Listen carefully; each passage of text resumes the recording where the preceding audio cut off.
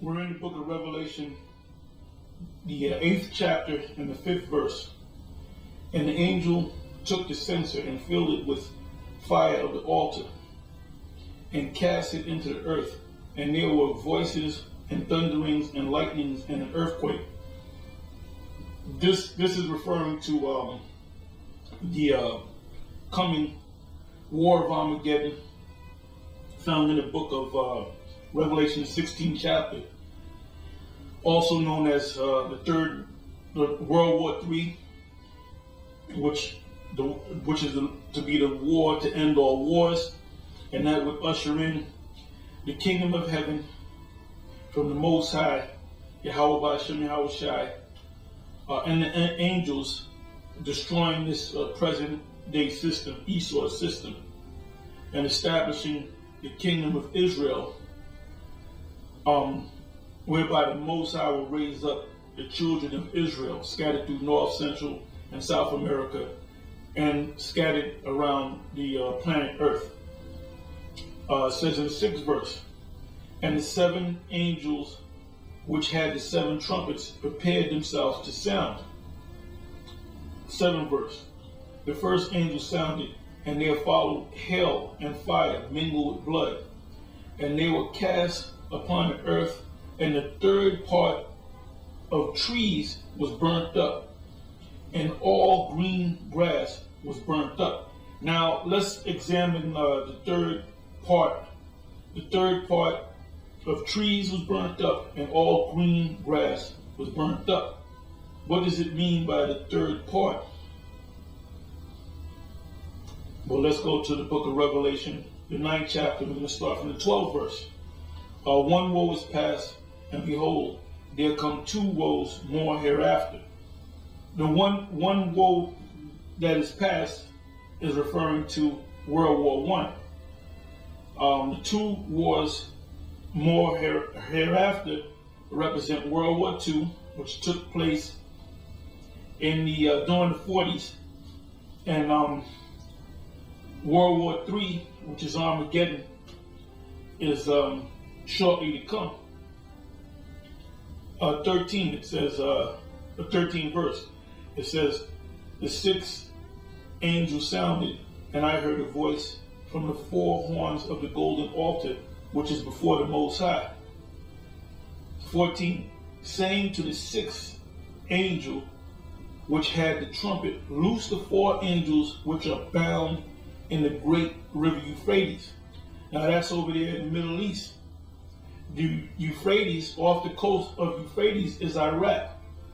Now you had the U.S. military in Iraq for a number of years during the time of the Bush administration, and when Barack Obama came in as the president, he promised that he would bring the troops back from Iraq. And now, if you check out the news, if you watch the news like I do, you see that there's every other day there's a major terrorist attack taking place in different parts of or key parts in Iraq. And now the talk is among these politicians, the Senate, the House of Representatives, is whether they should send the troops back in. So you're not going to bring yourself back from the Middle East. Eventually, the whole of the military forces and all their men and women, they're going to be sent down into the Middle East, and that's going to usher in the coming 3rd World War, the War of Armageddon. Okay, let me read 14 again. Saying to the 6th angel which had the trumpet, loose the 4 angels which are bound in the great river Euphrates. And there's 4 major angels to stir up war in that region of land. That's why there's so much turmoil in that land. 15, it said, and the 4 angels were loose, which were prepared for an hour, and a day, and a month, and a year, for to slay the 3rd part of men. Now, it says here, it said the same thing in Revelation 8. It spoke about the third part of the trees and the grass and so forth. Now, right here it's saying to slay the third part of men. The third part of men, or the third part of man, represents the so-called white man, Esau. Because you have three categories of men. You have the sons of the power, which are the sons of God, which are the children of Israel, which when you break down the word Israel is from the Hebrew word Yasher Allah, which means he, prince of God. He is a prince of the Most High, which makes us the sons of the Most High.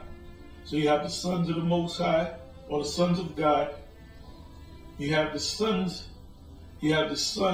of the nations, also known as the sons of men, and then you have the sons of the wicked, which are the Edomites, which are the so-called Europeans today.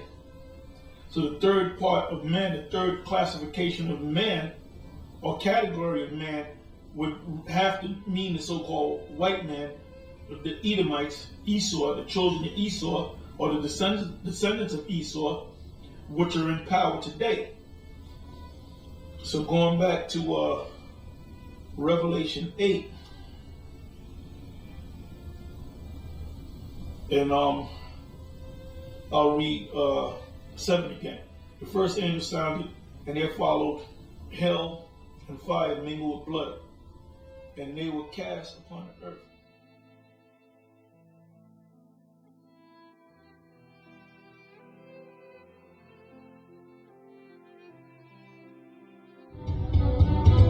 After a supreme effort, K-25 began producing the desperately needed enriched uranium, which would enable Project X to meet its target in the race to build the bomb. In July 1944, an armed guard took the first sample of uranium on a 2,000-mile journey from Oak Ridge to New Mexico, where some of the greatest scientists the world has ever known were waiting to work on it. It would be in the buildings of another secret city that the bomb would be armed, tested, and built. That place remains highly classified even today. It is the laboratory at Los Alamos.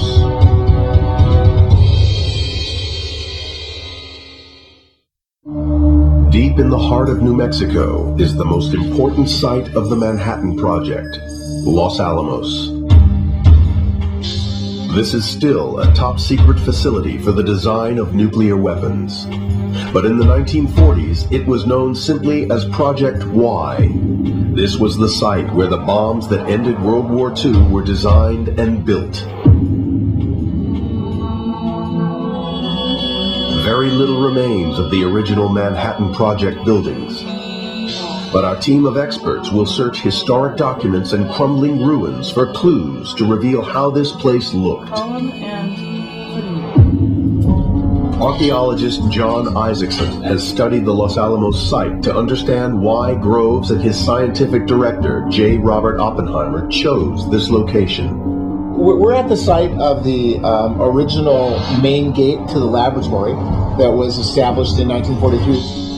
They were looking for a place that was remote, and in those days this was very remote, and that also did not have any security vulnerabilities because of the terrain. It provided the best suite of characteristics that they were looking for to put a laboratory here.